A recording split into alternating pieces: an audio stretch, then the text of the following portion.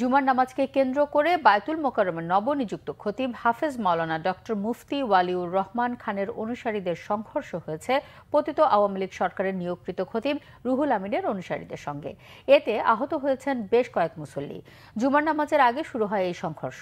মুসল্লিরা জানান, ছাত্র জনতার অভ্যুত্থানের পর পালিয়ে যাওয়া খতিব রুহুল আমিন ফিরে আসার ঘটনায় এই পরিস্থিতি হয়।